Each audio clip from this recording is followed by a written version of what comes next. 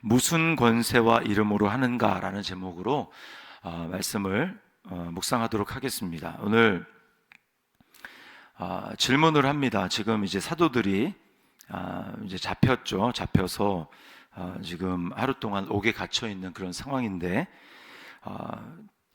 그 종교 지도자들이 이렇게 묻습니다. 7절이죠. 7절에 사도들을 가운데 세우고 묻되 너희가 무슨 권세와 누구의 이름으로 이 일을 행하였느냐. 말씀을 묵상하는 중에 이 질문이 좀 크게 이제 다가왔어요. 이것을 이제 묻는 사람들은 누구냐면 이제 1절과 6절에 나옵니다. 1절에 보면 제사장들이고요. 그리고 또 성전 맡은 자, 성전 경비대장입니다. 그리고 사도계인이고 대제사장과 대제사장의 문중이라고 이렇게 나와 있어요. 자, 이 질문은 사실은 이들이 예수님이 살아계실 때 예수님의 이제 사역이 막 드러나고 사람들이 예수님을 이제 따르고 그렇게 하자 예수님에게 했던 질문입니다. 그때 예수님은 이들의 모습을 간파하고 이제 그들에게 물었습니다. 도리어 물은 거죠. 세례 요한의 세례가 하늘로부터냐 아니면 사람으로부터냐 이렇게 물었습니다. 그러니까 왜냐하면 이게 질문이 사람들이 어떤 행동을 할 때 반드시 이제 그 어떤 권세, 어떤 이름으로 하는 것이 매우 중요하기 때문에 그런 거예요. 이 당시에 이 종교 지도자들은 누구의 권세로 일을 했냐면 장로들의 유전을 지킴으로 이제 그들은 일을 하는 어떤 행동의 근거를 삼았습니다. 장로들의 유전이라는 것을 보고 예수님은 이제 그들의 모습이 사람의 전통, 사람의 교훈을 따라서 하나님의 말씀을, 계명을 폐한다 이렇게 말씀을 하셨거든요. 뭐 고르반이라든지 등등 여러 가지 행동들이 다 그랬습니다. 그래서 그들은 결국은 뭐냐면 사람의 권위를 따른다는 거예요. 사람의 권위를 따르기 때문에 결국은 하나님의 계명, 하나님의 권위를 폐하는 것입니다. 그래서 주님은 뭐라고 하냐면 너희가 사람의 교훈으로 하나님의 계명을 폐하니 하나님을 헛되이 섬긴다 이렇게 그들에 대해서 말씀을 하셨습니다. 그래서 그 요한복음에 보면 그들에 대해서 요한 사도가 뭐라고 기록하냐면 그들이 사람의 영광을 하나님의 영광보다 더 사랑하였다 이렇게 이야기를 합니다. 사람들이 말하고 행동하는 것은요 궁극적으로 그 안에 내가 추구한 어떤 권위가 있기 때문입니다. 즉 내가 어떤 권위를 더 중요하게 생각하는가에 따라서 행동하는 것이죠. 그래서 사람들은 세상의 풍조를 따르고 세상의 풍조를 따른다라는 말은 뭐냐면 대체로 다 사람들이 그렇게 인정하고 생각하는 그 메시지를 따른다라는 것입니다. 사람들이 가치를 부여하는 것을 따르는 거죠. 그래서 그것은 결국은 사람의 권위를 추구하는 거예요.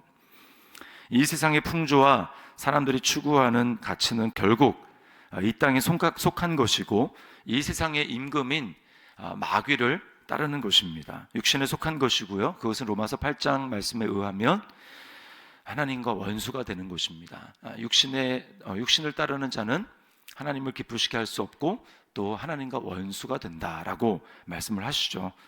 결국 딱 두 가지로 나눈 것입니다. 나는 사람의 권위를 따르는가 하나님의 권위를 따르는가, 나는 하나님을 두려워하는가 아니면 사람을 두려워하는가 라고 하는 것으로 나뉘어지는 것이죠.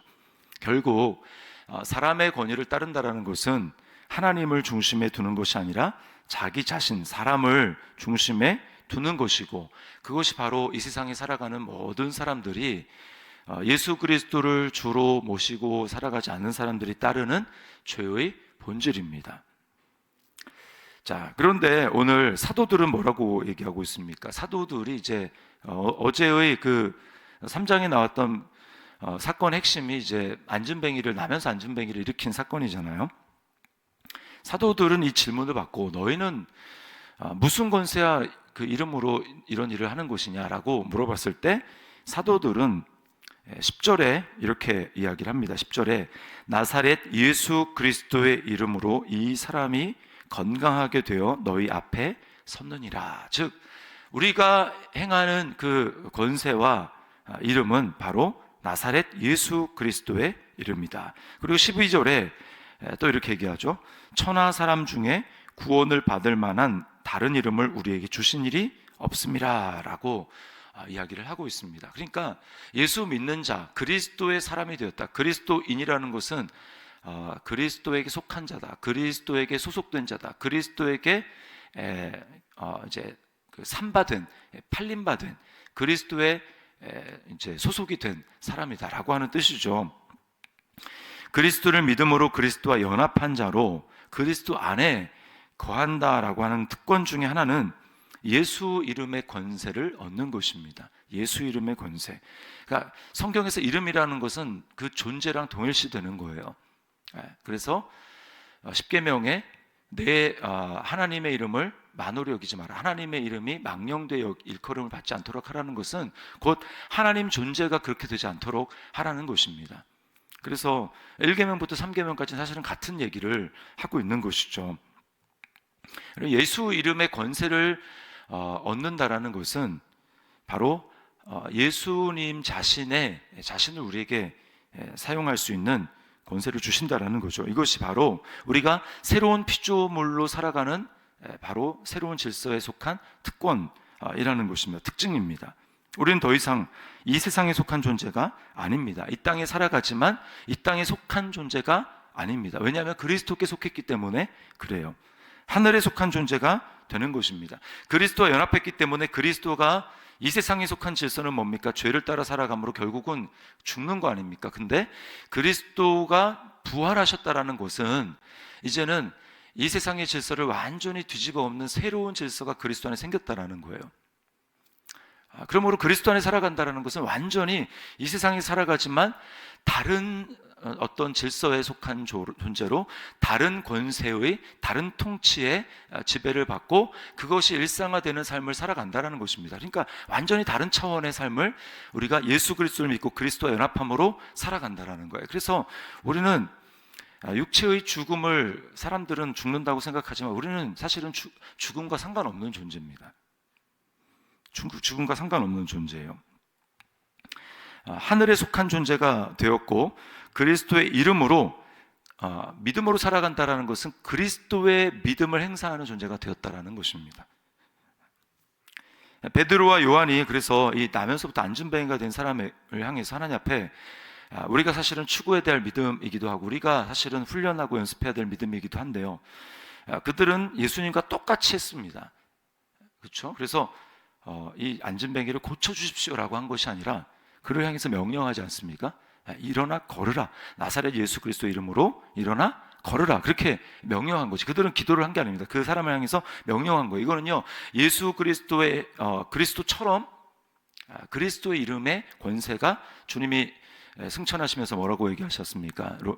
마태복음 28장에 하늘과 땅의 모든 권세를 내게 주셨으니 그러므로 너희는 가서라고 이야기를 하죠. 그 말은 이제 단순히 그냥 예수님을 믿는 자가 되었다, 예수님의 이름으로 그냥 기도만 할 수 있는 자가 되었다라는 게 아니라 이제는 우리가 그리스도를 소유한 존재로 예수님과 같이 똑같이 할 수 있는 권세와 능력을 얻었다라는 것입니다. 우리가 그 말씀을 봐야 신약 성경이 이해가 돼요.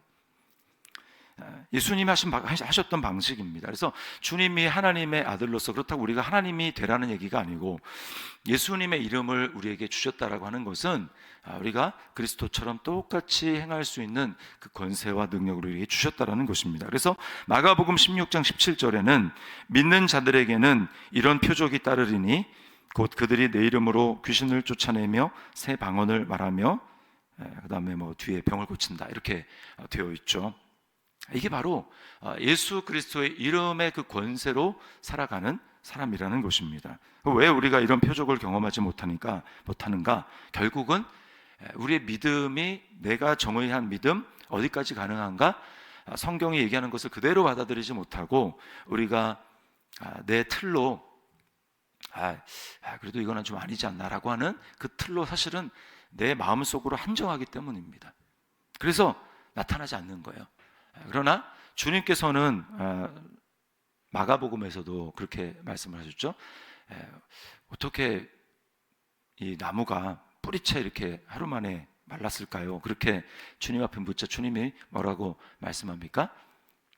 하나님을 믿으라라고 말씀하시면서 이 산더러 들려 저 바다에 던져우라라고 말하고 그 말한 것이 이루어질 것을 마음속에 의심하지 않으면 그대로 되리라라고 말씀하셨어요. 그건요, 예수님이 과장해서 말씀하신 것이 아닙니다. 그러니까 하나님을 믿으라라고 말할 때 그 말은 하나님의 믿음을 가지라라고 하는 거예요. 이게 바로 예수 그리스도 이름을 통해서 우리에게 주신 겁니다. 그러니까 우리가 그리스도인이 되었다, 그리스도와 연합한 자가 되었다라고 하는 것은 이거는 사실은 엄청난 일입니다. 근데 문제는 우리가 잘 믿지 않는다라는 거예요. 예수님의 이름을 축소시킨다라는 것입니다. 그러므로 우리의 믿음이 날마다 새로워져야 합니다. 그리스도의 말씀을 날마다 새롭게 보고 그리고 날마다 새로워져야 돼요. 나 자신의 믿음으로 살기 때문에 우리는 세상에 우리의 생각과 가치관이 그리스도의 복음으로 날마다 새로워져야 합니다. 바라보는 시각이 바뀌어야 합니다. 하나님이 이런 분이다라고 믿는, 정말 내 안에 믿고 그렇게 행하면 그 일이 나타나는 겁니다. 눈에 보이는 이 세상에 얽매여 있는 것에서 우리는 벗어날 수 있어야 합니다. 하나님이 우리에게 원하시는 것은 우리에게 주신 예수 이름의 권세를 믿음으로 날마다 활용하며 살아가는 것입니다. 그래서 우리가 지식이 더 많이 증가하는 것이 아니라 예수님을 바라보는 그 나의 눈이, 또 나의 생각이, 가치관이 달라지기를 하나님이 바라시는 거죠. 이것은 믿음의 문제입니다. 그래서 주님이 그래서 믿음은 제한이 없는 거예요. 그래서 어떤 사람이 예수님을 어떻게 믿느냐, 그래서 그 믿음대로 행하느냐에 따라서 주님은 놀라는 겁니다. 그 백부장의 믿음. 그래서 어떤 사람에게는 예수님이 오셔서 손을 얹어주셔야만 낫는 그 사람의 믿음, 왜냐하면 그 사람은 그렇게 바라보고 있기 때문입니다. 그런가 하면 어떤 사람은 그냥 떨어졌지만 그 말씀만 하면 그냥 됩니다 라고 하는 믿음을 가진 사람이 그 일이 그대로 일어나는 거예요. 주님을 그렇게 믿기 때문에, 바라보기 때문에 그런 일이 일어나는 것입니다. 그래서 이것은 직분의 문제도 아니고 신앙의 연수의 문제도 아닙니다. 신약에 우리가 지금 사도행전 뒷부분을 지금 보고 있지만 사도들이 그렇게 행하고 있었고, 심지어는 이제 집사님들도 그런 일을 행하고 있습니다. 그래서 우리는 새롭게 주님을 알고 또 주님의 믿음을 가지고 내가 믿고 행하고 내 삶 가운데 하나님의 역사가 드러나도록 해야 될 것입니다. 오늘 너희가 무슨 권세와 이름으로 하는가? 그래서 우리가 오늘 내 안에 예수 그리스도가 사시고 내 안에 성령님이 계시고 그 성령님이 나를 새롭게 인도하시기를 원하신다라고 하는 사실을 기억하고, 그렇기 때문에 예수 이름으로 살아가는 이 땅의 삶이요, 하나님 나라의 삶인 것입니다. 우리가 하나님 나라를 이제 막 내 삶 가운데 경험하며 살아가는 것입니다. 우리가 예수님을 새롭게 믿고 의지할 수 있기를 주님의 이름으로 축원합니다. 오늘 이렇게 살아감으로 내 삶 속에 내 안에 살아계시는 그리스도가 새롭게 드러나고 증거되는 역사가 있기를 주님의 이름으로 축원합니다.